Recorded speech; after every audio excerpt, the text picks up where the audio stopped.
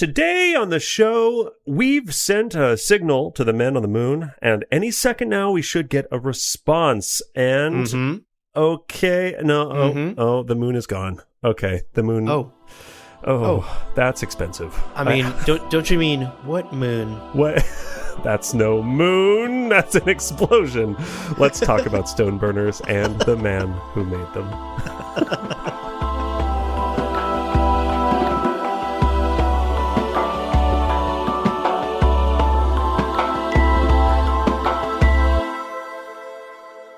Welcome to Gom Jabbar, your guide to the iconic world of Dune. We'll be exploring the themes, philosophies, and characters found in the sandy depths of this vast universe, from Frank Herbert's groundbreaking novels to the adaptations on film and TV. My name's Abu. My name is Leo. And folks, we have another Lost Entries episode for you, dug up out of the dusty archives at the Fullerton State University. The archives were very clean and very well taken care of. Okay. Okay. Well, I wasn't there. I'm imagining sort of like a cave, and you're like spelunking maybe a little bit, and then Patricia emerges from the shadows. Hello, welcome to my... No, right. She's the loveliest person. You had to roll 20, and like it. Answer this, my riddles 3. Okay, so maybe that's not how it went, but either way, we have a new episode of Lost Entries for you today, folks. These are always super, super fun because you've done some incredible work, not only going to the Fullerton archives and going through the Dr. Willis E. McNelly collection of Frank Herbert papers, but you've also done so much research digging through them and comparing and contrasting, like over 900 files that you collected there. And today we're excited to share 2 of the entries that you uncovered. Indeed. Now, before we get too far into it, let's take care of our housekeeping. Shout out Mapes is in the dusty, dirty, dank corner going, please. So, spoiler warning for today's episode. Today's episode does include conversations around stone burners. So we're going to say spoilers today through Dune Messiah. Yes. We are not going to talk about plot in Dune Messiah, but stone burners may or may not make an appearance in the film, so you have been warned, dear listener. That's right. And of course, up top, a huge shout out to our Kwisatz Haderach level patrons, Daniel, Dion, Seth, Red and Greer, Brad, Hutchins, Kevin Mohanram, and Roger Young. Woo! Damn. Folks, if we needed 5 volunteers to be left on a moon training station where we were, testing like nuclear things or whatever, it's like dangerous. Typical podcast behavior, yeah. We certainly would not leave you there. We'd be bringing you off that moon. We'd be protecting you. We'd send one of the free listeners. Don't tell them. I was going to say, unrelated. For those of you in the off-worlder tier on Patreon, we have a great opportunity for you. It's a raffle system. We joke. That is our weird way of saying thank you to our Kwisatz Haderach level patrons. But of course, our thank yous and our heartfelt gratitude extend to all of our patrons at every level, even the ones who will volunteer for the moon mission, who truly help make this show possible. And also, we understand if you don't have the means to become a monthly supporter right now, that's totally A-okay. The economy is in shambles. Gas prices may or may not be down. I don't know. I live in New York. I don't drive. But check out the Buy Me a Coffee link in the show notes below. That is a place where you can send us a one-time tip of any amount of your choosing just to say thank you. All of those things help us keep the lights on and help us keep making this show. And we appreciate it. Indeed, we do. All right. So today's episode. As a reminder, we've already kind of talked a little bit about it, but as a reminder, within the Fullerton archives at the University of Fullerton in California, the Dr. Willis E. McNelly collection has a folder containing Dune Encyclopedia manuscripts, some of which have never been available online before. Incredible. Nearly 2 years later, we are on our way to being done working through the over 200 manuscripts. This process includes comparing them to the printed Dune Encyclopedia, finding those editorial changes that Willis E. McNelly made, or even finding that rare manuscript that was cut entirely. That's right. also letters between McNelly and the authors of the encyclopedia. Oh my God. Yeah. Things like negotiating payments or brainstorming notes back and forth. There's a lot in there. Actually, relevant to today's episode, Christine Trowbridge is the writer of these 2 entries.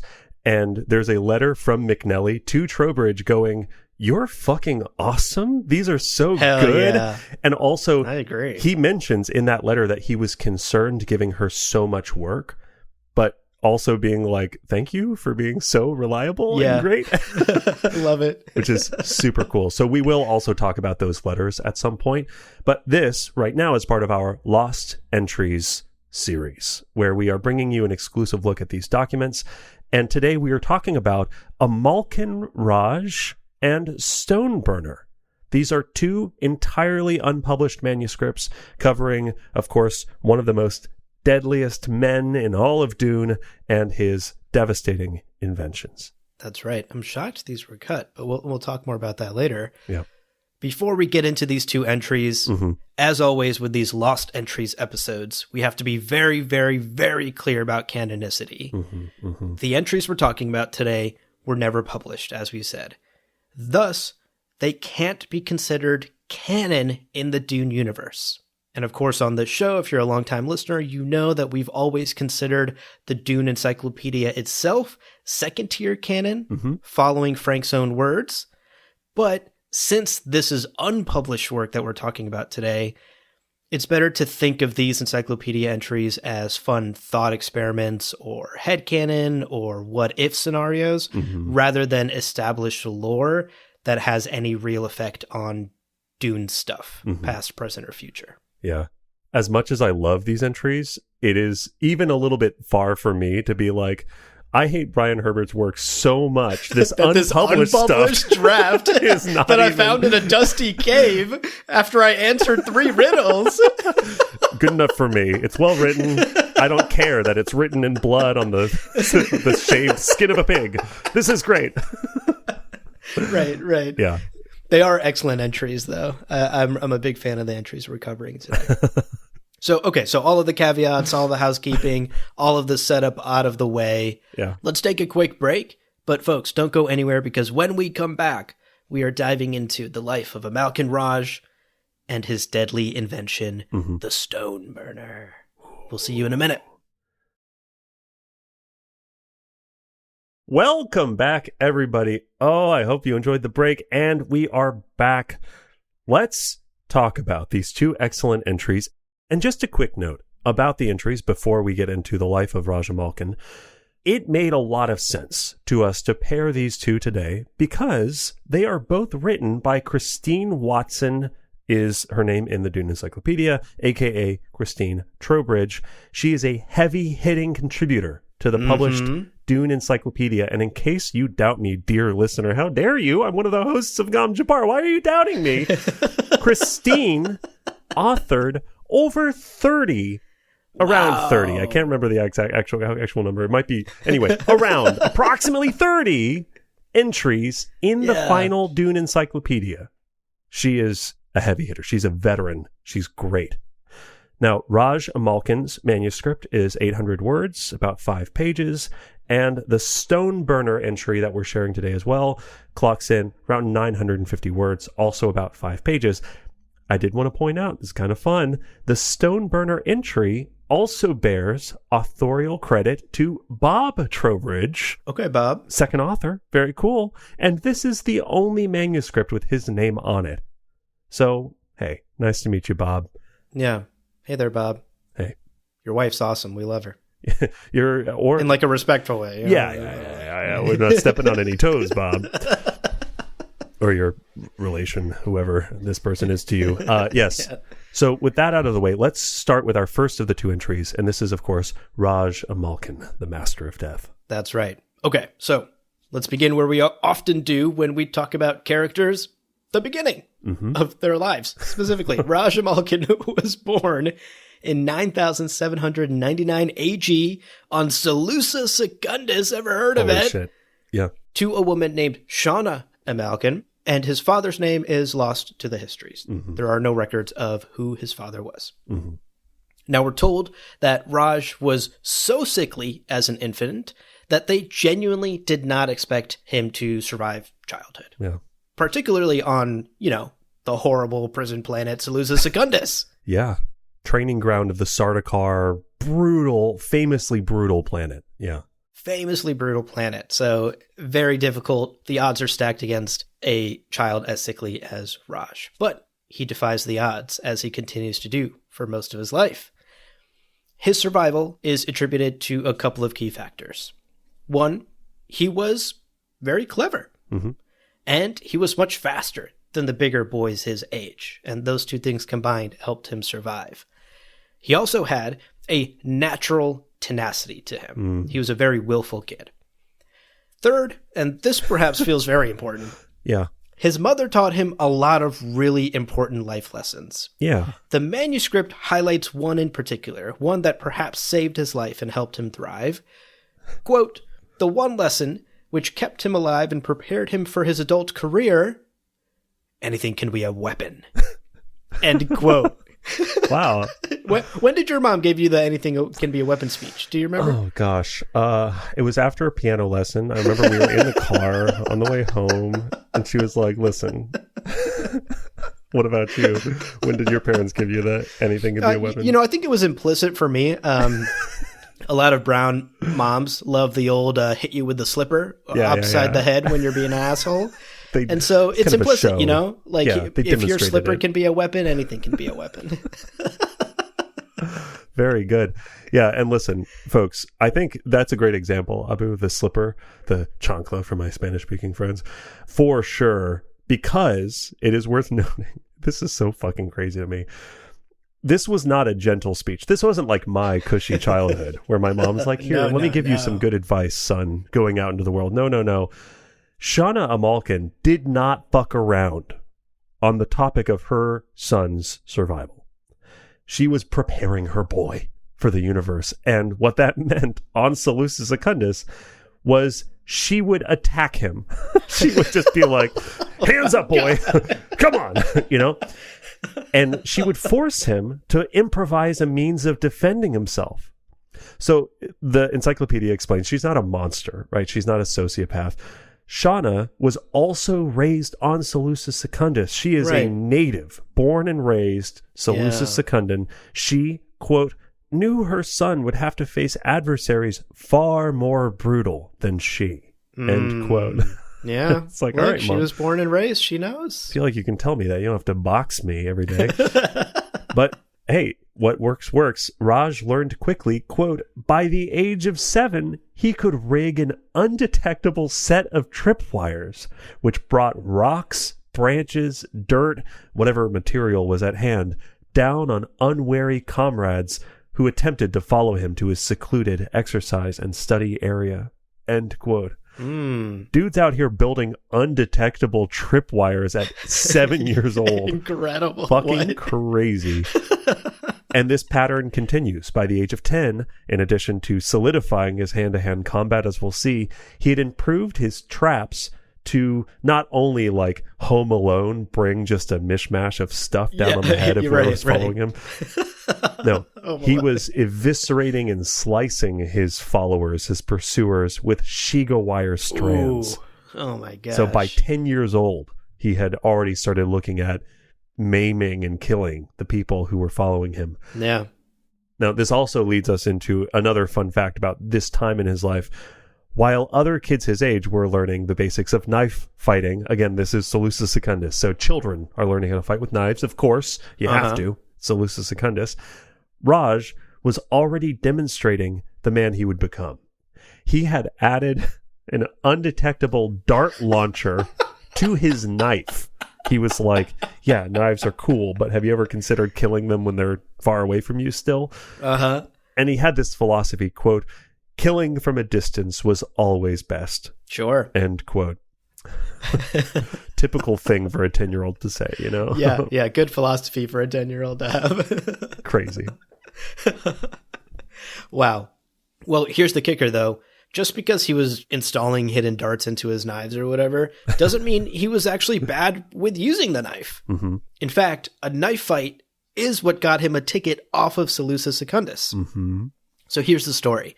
In 9819 AG, the hegemon of the Imperial Sardaukar, Gallus Roll, was conducting an annual inspection of the barracks when he came upon Raj fighting 1v4 against other recruits. Yeah. And of course, the hegemon, rather than breaking up the fight, just watches. Yeah, of course. Yeah. And despite the odds, once again, Raj beating the odds here, he wins against 4 other recruits. Mm-hmm. The manuscript explains, quote, 3 with lightning fast blade work, the 4th strangled with an improvised garrote. End quote. Crazy. Oh my God. This kid. I was going to make a joke about the hegemon, like always having like pocket popcorn on him. Like, oh, look, kids fighting. Like, let's go.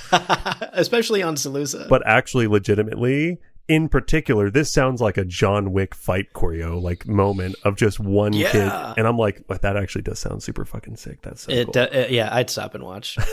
I'd get my pocket popcorn out that I'm always rolling with, you know? Yeah, same. Yeah. So Gallus Roll, the Imperial Sardaukar hegemon, is impressed by what he sees here, and he has Roj Amalkin transferred to train with the Imperial Guard on Khitan. And so here, at 20 years old, Raj's fate, Raj's life is completely changed forever off of this one incident. Damn, that's all you got to do? Find 3 other dudes, challenge them to a knife fight. 4 other dudes. 3 other dudes wouldn't impress. 4 other dudes. Yeah, that's easy. That's light work. He's like, oh, what do you do? Kill 3 other? Oh, boring. I'll keep my pocket popcorn stowed. Thank you very much. Okay, so Roj Amalkin gets to Khitan. He starts training with the Imperial Guard, and he very quickly rises through the ranks. He's clever. He's tenacious. He's very inventive. And within 6 years... yes, he's like rising through the ranks. He has an official position. He's an official guard. But, quote, his real work was being performed in the Imperial research facilities concealed beneath the palace. Okay. End quote. The Padishah Emperor realized this guy is inventive. And actually, Garrus Roll wrote a report about Roj Amalkin being like, this kid fucking is incredible. And clearly that left its mark. Yeah. Because he ended up in this special position. Right. And very soon, he presented his first original weapon, the Hrad bomb. This is crazy. Folks, you're not ready for the Hrad bomb. I wasn't ready when I read it. This is insane. So this is a twisted, by the way, kind of thematically appropriate. It's a combination of the lessons that he had learned throughout his life already. It killed from a distance and also redefined what people thought of as a weapon, because you go, oh yeah, a weapon's something you hold. No. This made people into the weapons themselves, and I'll explain. So with a Hrad bomb, you implant the bomb in a soldier, and that soldier, maybe he's captured by the enemy, or maybe he makes his way behind enemy lines, gets surrounded by enemies, and then it detonates from a distance. You can remote detonate it from a considerable distance, the entry says. When it explodes, of course, it kills the soldier. Yep. And anyone near that soldier would be peppered with small projectile shrapnel. Right. Which themselves are also bombs. Oh my God.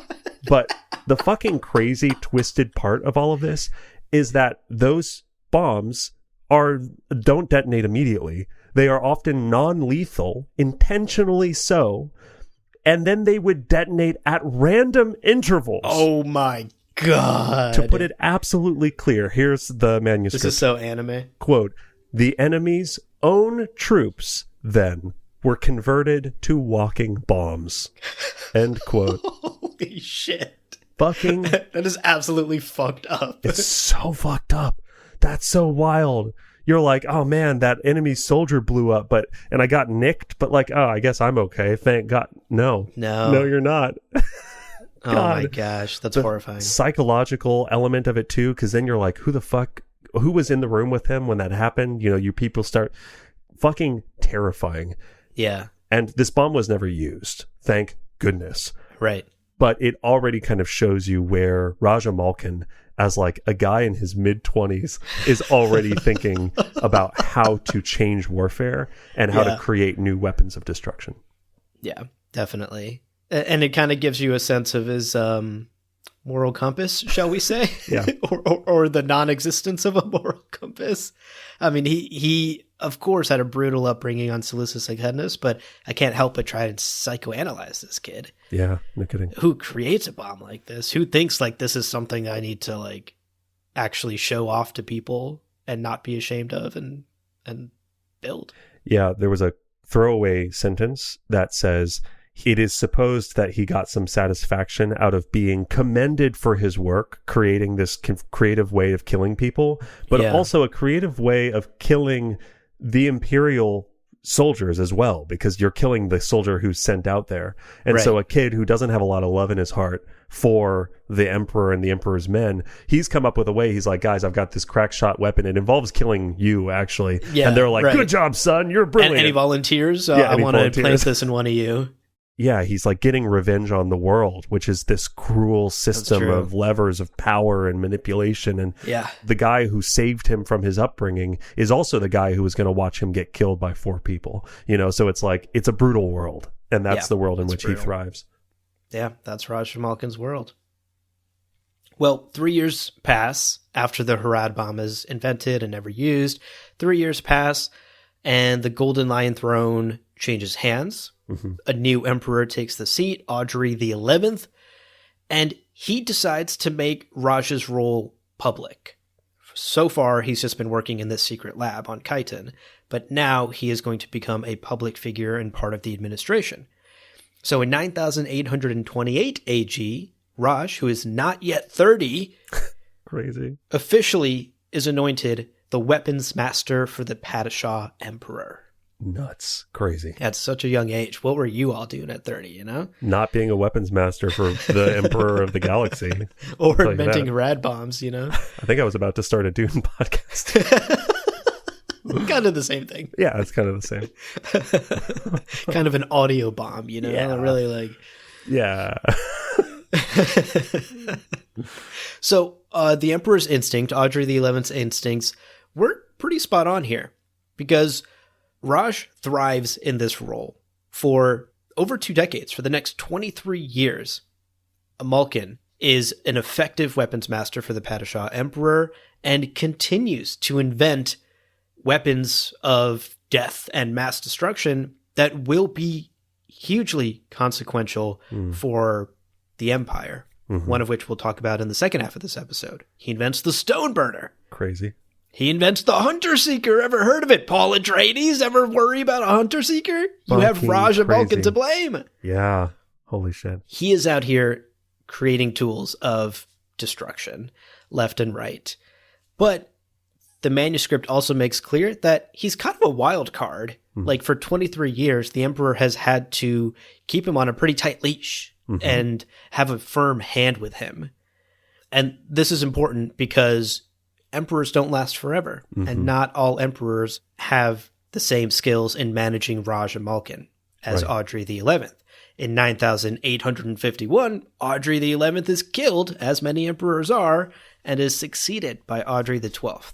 And this is where Amalkin's fate changes once again. Yeah, exactly. Because Audrey the 12th shows up and he's like, I've got certain administrative abilities, like killing my predecessor. That's on my CV. So I'm super good at that. Super good at that, as demonstrated by my work ethic.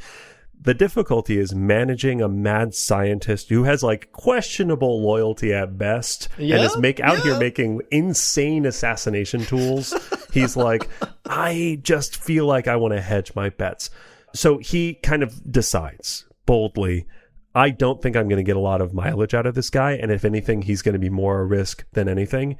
He invites Raj Amalkin to his personal chamber on the surface level, being like, of course, it's just a ceremonial thing to re-up your contract, bureaucracy shit. And actually then has Raj Amalkin ambushed by 3 elite, trained, trusted guards. Wow. Now, Raj, although he has faced odds like this before, right? Just the speed of the attack, the ferocity of it. This is not, we're giving you a chance to improvise a weapon. They really moved quickly to cut him down. For sure. He's older now. He's like almost 50. He's lived a life, you know. He made Stoneburners and Hunter Seekers. He's like, listen, I've seen a lot of stuff. And the biographer who kind of writes about Raj's life in this manuscript shared perspective on his final moments that we think are excellent. Now, this is the end of the manuscript and a real showing of aura from Roj Amalkin, I would say. Yeah. So we're just going to read it to you in full. Quote, according to his biographer, Amalkin accepted his liege's treachery with surprising calm, as though realizing that he had no time to defend himself and wishing only that the end would not be unnecessarily drawn out. His last look at the emperor was not one of anger, but of surprise, chagrin, perhaps, at having been caught in so inelegant a trap. End quote. His final moments, he's like, such low effort from you, my guy. Damn, nothing. I walked right into this one. No fucking shenanigans. There's not a single can of paint swinging at me to push me down the stairs. You couldn't even make this poetic by Hunter seeking me, you know, like kill me with my own weapon. Not even my own. These guys have knives. Oh. Tacky as he dies. Tacky, frankly. Yeah. Right. Tacky. Oh, just tacky. I would have stabbed better than that, you piece of shit. Yeah. So that's the life. That's the life of Roj Amalkin. He's cut down, but of course his legacy continues with Hunter Seekers and Stone Burners. He is present. Even if this isn't canon, his inventions are, and they continue into the world to cause so much fucking chaos. That's right. That's right. What a life. What a character. Indeed.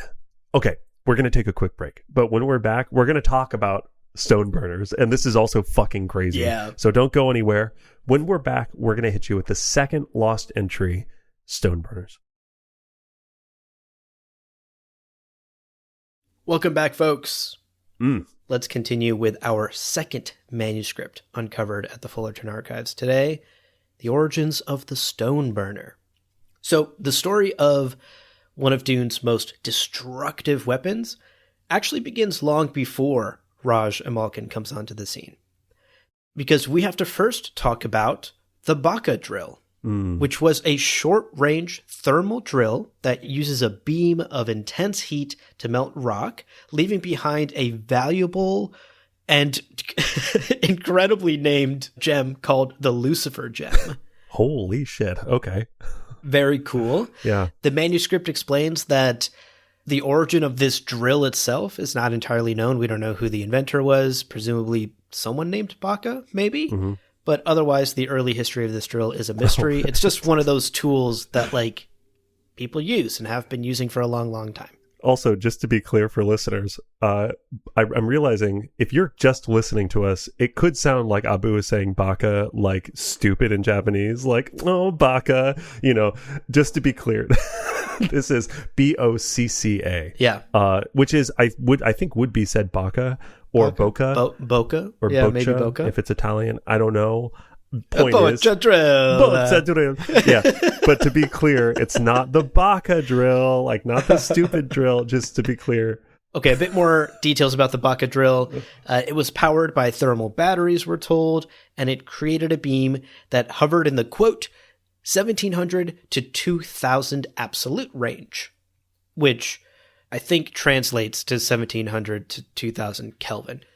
And that makes sense because most types of rocks melt at around 1700 Kelvin. Yeah. So that makes this an effective drill. Or at least from my research, it seems like 1700 is the temperature at which most rocks will have melted already. So it's like if you need something that's melting all of the rocks, I went down a whole fucking rabbit hole, dude, like of like what heat the things melt at. Is this like a good drill? Like who's... God, it was so fucking exhausting. But yeah, apparently like the higher limit that I was seeing for rocks like granite melts at 1700 degrees. Okay, I'm excited for your spin-off podcast about geothermal physics. Dude, the fucking research rabbit holes we go on for this show is crazy. Now, an impressive part of this technology of the Bocca drill is its range. We're told in the manuscript that this drill's range, the range of this beam, is 2 meters. And while that might not sound like a lot, when you put it in context, it's actually pretty incredible. Most industrial cutting lasers today in the real world have a max range of 500 millimeters. Yeah, that's nuts. So for a drill to be able to shoot a beam that is still hot enough to melt most types of rock up to 2 meters is pretty incredible. Yeah. And it sounds like is just like, oh yeah, you've got your pickaxe and your Bocca drill. You know, I was seeing like, oh yeah, military grade lasers and things like, but this is like, you know, you've got miners using this. Yeah. Yeah. That's a very impressive improvement, right. For sure. Your John Deere Bocca drill, you know, you just go pick it up at Home Depot. Your DeWalt with the fucking swappable battery packs. You got your 3 extra batteries, and by lunchtime you've swapped out 2 of them. You have a thermos of soup, and then you go back to Bocca drilling. You know, that's right. Just a hard day's work. Hard day's work getting Lucifer gems. They're hot for engagement rings. So good. Hey, that's right. Oh my gosh. Now, obviously, humanity can't have nice things, because the second you talk about a 2-meter heat laser, certain of us will start thinking about using this as a weapon. Uh-huh. Pew, pew. Pew, pew, pew. But also kind of... yeah, more like... to step into Foley land for a second. So the manuscript says that the attempts to use Bocca drills as weapons, quote, were characterized chiefly by their spectacular lack of success. End quote. Which is so sassy, so fun. I love it. Yeah. Now, the first instance of someone trying to use them as a laser in the history books is in 9582 AG, when Duke Alexei Coleman trained up some miners with drills, and that's miners, people who mine, not miners, people under the age of consent. Not 14-year-olds. Not 14-year-olds. No, these are people who mine with drills to help defend his Siradar fief. Oh no, I have to say this. Fuck. Uhurne. It's spelled Uhurne. Love it. Defending Uhurne against invading troops from House Ginaz. Ever heard of it? Mm-hmm. This defense failed spectacularly, and the manuscript clarifies that the reason it failed was the drill's range. Although 2 meters is very impressive for industrial laser cutting, it is not impressive on the battlefield. But really, if we're looking at this failure, I think what it was missing, what this Duke Alexei Coleman was missing, was some creativity, some grit, some tenacity. Maybe someone who, from the age of 7, was adding projectile weapons to his knives. That's right. Somebody who believes anything can be a weapon. Someone who believes and who has a mom who keeps fighting him. Enter stage left, master of death himself, Roj Amalkin. That's right. Okay, so let's talk about this. So now that Roj Amalkin is on the scene, he decides this Bocca drill can be used as a weapon. And those 23 years that he spent building and tinkering things for the Emperor as the weapons master is the time frame in which he's able to crack this. He cracks it wide open, baby. And in fact, he decides, why is this battery powered? Yeah. Let's power this with atomic energy. Yeah, get the fucking DeWalt's out of here. Let's get a fusion reactor. Why not? What could go wrong? And of course, as Dune fans, we know atomics outlawed by the Great Convention. Very no-no, even though everybody's got like atomics of course hidden away somewhere. Yeah. Publicly, you can't be using atomic weapons. And so they keep this very questionable choice under wraps. Raj, with the blessing of House Carino, quietly takes some liquefied Ginsenium-12 and he assembles a prototype of the Bocca drill as a weapon, and he sets up a test station on planet Isha's second moon, which is called Rajara. They had no idea how powerful this thing would be, right? They just connected the fusion reactor to the thing and plugged in the other thing and twisted the knob, and they were like, okay, it's ready, but we don't actually have a sense of how powerful this is. Right. The thing can literally melt any rock out there with just a couple of batteries. So what is it going to do now that we've connected atomic energy to it? Yeah. So to be safe, when they conduct a first use case test of this new weapon. They remove everybody except 2 observers, which the manuscript notes volunteered to stay back and observe the results of this weapon. Yeah. I feel like volunteer is in heavy air quotes. It, in fact, is in scare quotes in the manuscript, which is so funny to me. Yeah. They were voluntary. If they were not literally tied down, they were like politically tied down for sure. That's right. That's right. At the most innocent read of this is that they drew the short straw. Yeah. So, located safely off the moon, Amalkin's team sent the detonation signal. Yeah. Let's hit the big red button. You know, this is that scene from Oppenheimer. Let's hit that big red button and see what happens. And then they wait for updates from the 2 volunteer observers. The observers' reports were brief. They described a hissing that rapidly grew into a roar, and they described the prototype burrowing into the ground and disappearing, leaving behind it this brilliant pillar of vaporized soil. Cool. Heating the ground around the test site. They also described the smell. Quote, one of the observers also mentioned an overpowering sulfurous stench. Evidently a poetic sort, he is supposed to have referred to the stone burner as a portable bit of hell. End quote. Nice. Wow. Damn. Yeah. Not bad as far as final words go, frankly. That dude's got a cracking Tumblr page just sharing poetic little quips here and there. Damn. That's true. That's true. Follow him on Blue Sky. He's got bars. Yeah, I'm picturing this scene, right, where like you're on the planet and you're looking up at the moon and you've hit the big red button and you're going, yeah, I mean, maybe we'll see it from here. Like, who knows? And you're not seeing anything. You're getting this like staticky response from them. You know, it smells like shit. Oh man, it's like roaring and hissing in the background. Maybe you hear it a little bit.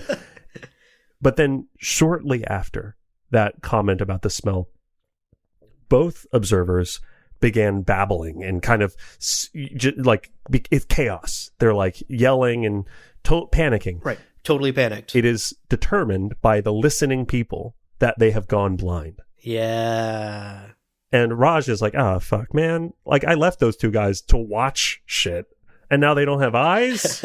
Right. That's a now they bummer. Can't see shit. Oh, well. Anyway, so he then is like turning and going, okay, so for the second test, we should probably, and he's like working through what the next test is going to be. Yeah.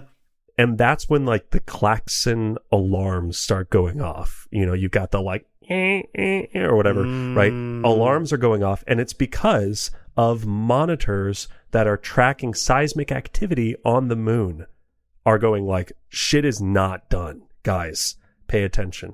Uh-oh. This leads to one of the most fun little paragraphs. This is so good. In this manuscript, which I want to read to you in full because it's so fucking good. Okay. Yeah. Quote, the stone burner had proven to be much more than an interesting addition to House Carino's arsenal, and Amalkin dutifully reported as much to his emperor. The evidence of his assessment can still be seen if one compares 2 charts, one produced before 9832, one after, of the Beta Tigris system. On the later charts, Ischia has only 1 moon. End quote. Wow. They really said what second moon? 1 second, that's no moon. That's an explosion. The reality of this like team on the planet looking up going, maybe we'll see some, oh, we didn't see anything, and oh, they're blind now, oh no, and then the like klaxons, the alarms go off, and then the moon explodes. Oh my god, what a shot. What an incredible, I mean, get on it. Yeah. Who directed Oppenheimer? Nolan. Yeah, get on it, Nolan. Give us that adaptation. Give us just a 15-minute short film of Roj Amalkin in the fucking station on the planet. That's right. That's so right. good. Yeah, this is so cinematic. What a wild moment. And of course, it's hard to keep a moon exploding under wraps. Kidding, yeah. Or to keep the stone burner under wraps, because it leaks, essentially, is what happens. House Carino is trying to keep all of this under wraps. They're testing and toying around with atomics, which is very illegal. They'd get in trouble if word got out. but word gets out. Right. A member of the team, actually, who was present during the testing, leaks all the information and gives it to not only the Tleilax suit, but to the rest of the Landsraad, then to the Bene Gesserit, and eventually to the Spacing Guild. Basically, everybody, one after another, finds out about the Stoneburner, finds out about this technology, and finds out about the moon incident. And the manuscript observes that the fact that so many people learned this so quickly makes it pretty clear that whoever the leaker was, quote, was almost certainly playing a multi-layered game, end quote. Yeah. And that does seem pretty obvious. Okay, so kind of strategically spreading the news for their own, like lining their pockets or advancing their own career or whatever. Yeah, definitely.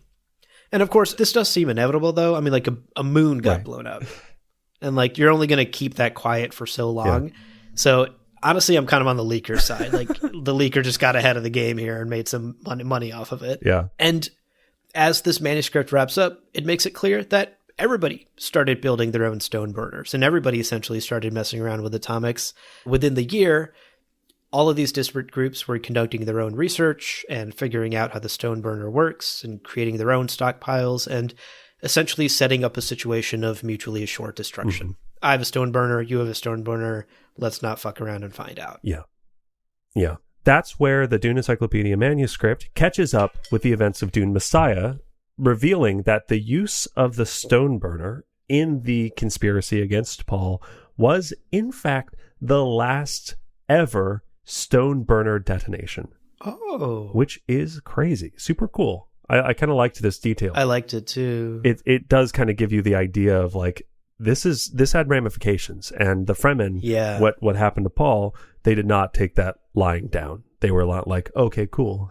Great. You blinded our Messiah. Neat. No. They took it seriously.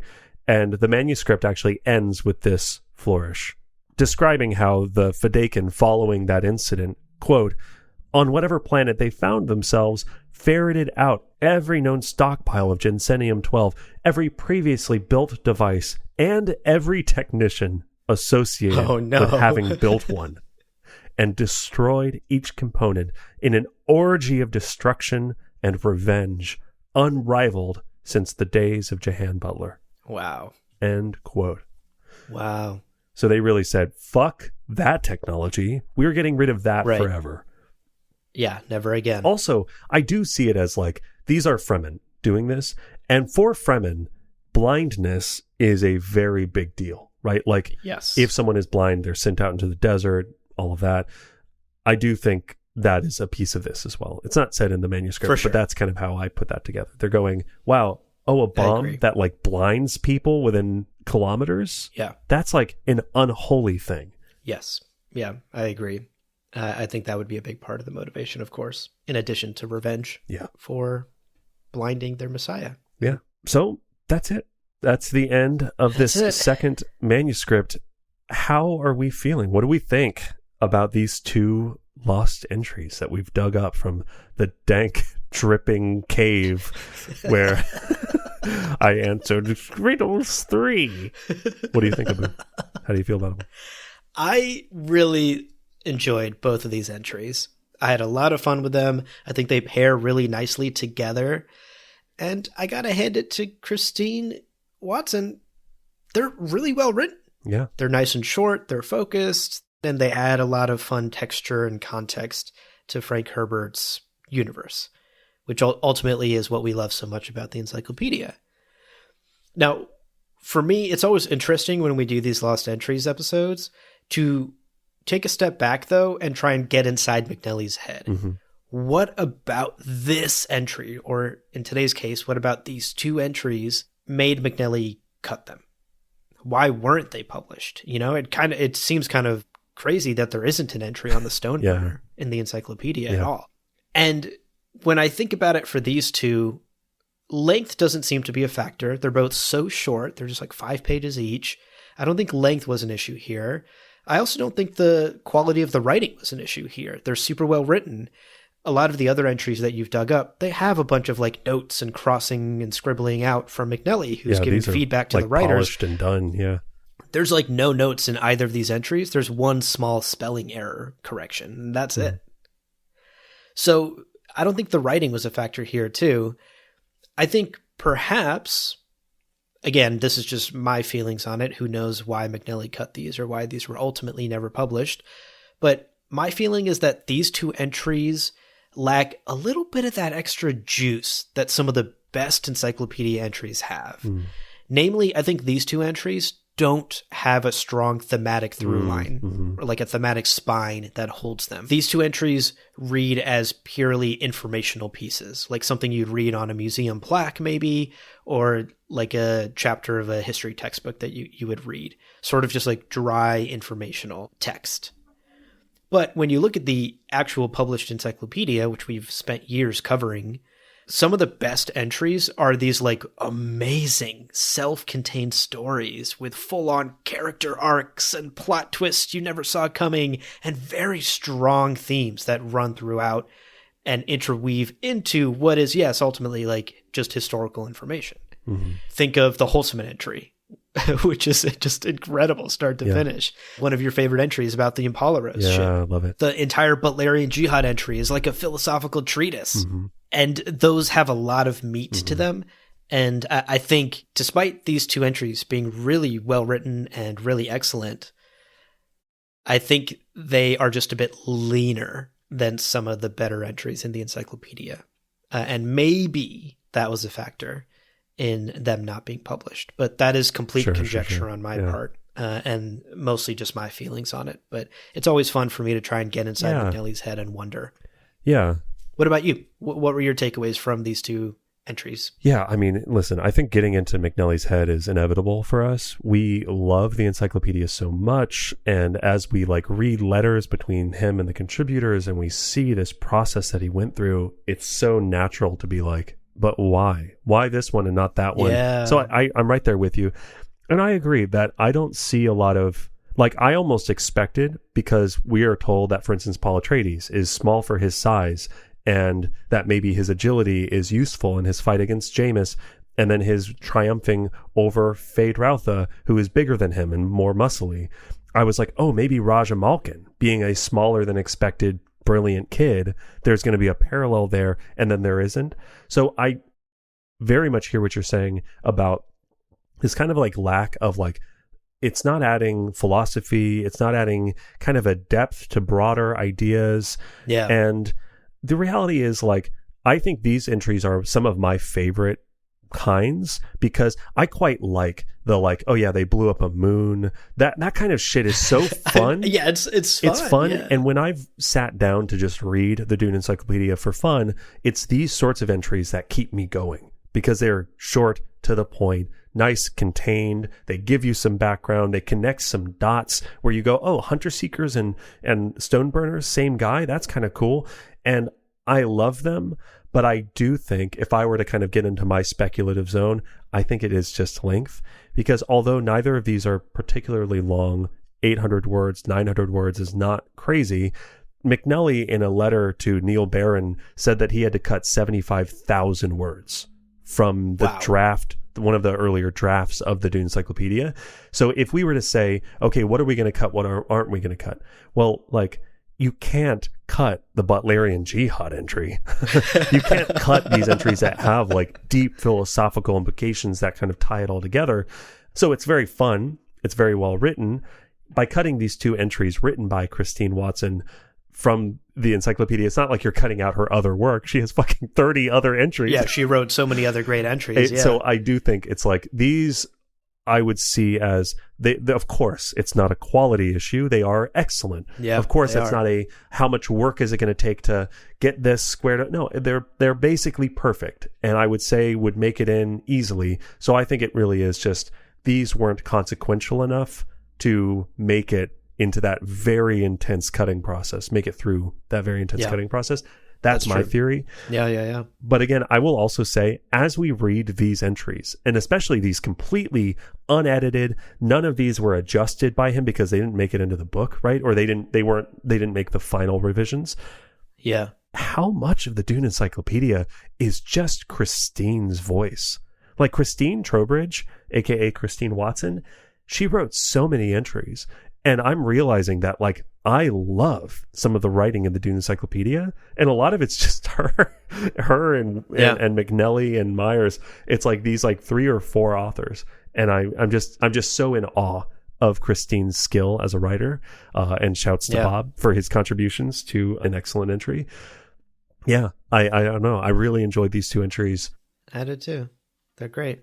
You know, it'd be kind of fun to see if there was historically, if the authors of the Dune Encyclopedia would have seen maybe some parallels between Roj Amalkin's life and Paul Atreides, or maybe the irony that Roj Amalkin, who lived thousands of years before Paul Atreides, would create this thing that would so define the last part of Paul Atreides' life. Like, that might have been an interesting paragraph to tie it more together. Yeah. And we didn't get that. But yeah, again, self-contained, quick, easy. I've got my pocket popcorn out, and I am happily munching away. What a great set of just entries. Love it. Yeah, true. Right. Like, not everything needs to be a philosophical treatise on the existence of so-and-so, or like a historical examination. Yeah. Fun little like informational entries are a lot of fun too.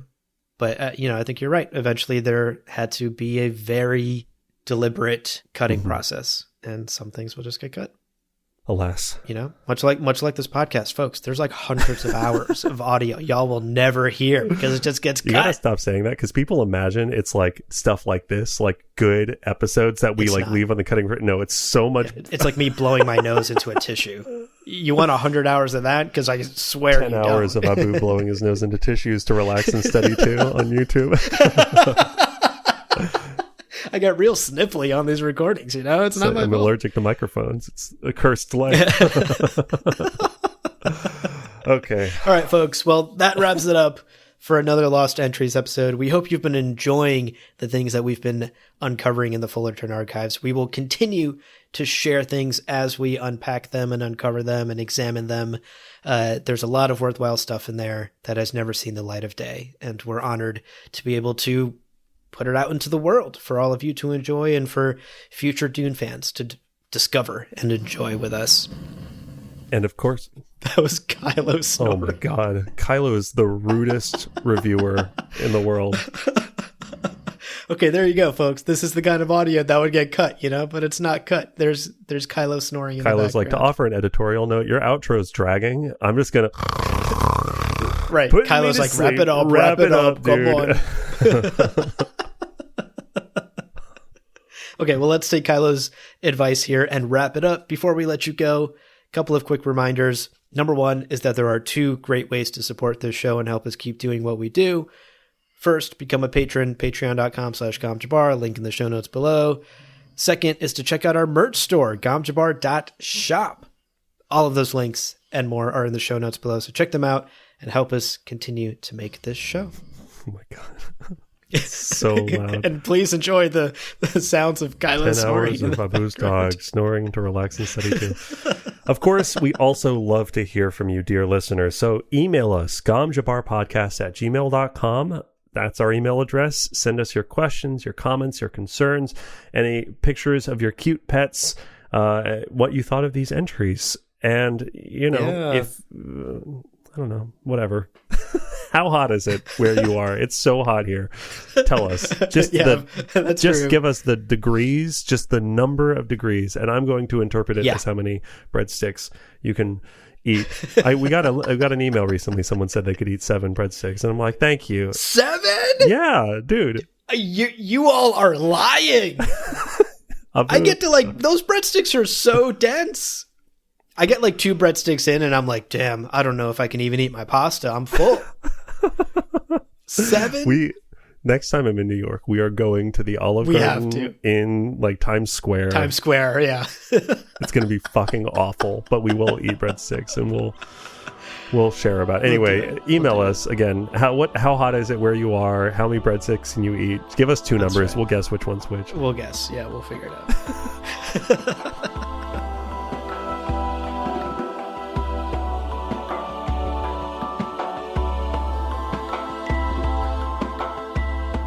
Well, friends, there is no real ending. It's just the place where you stop the recording.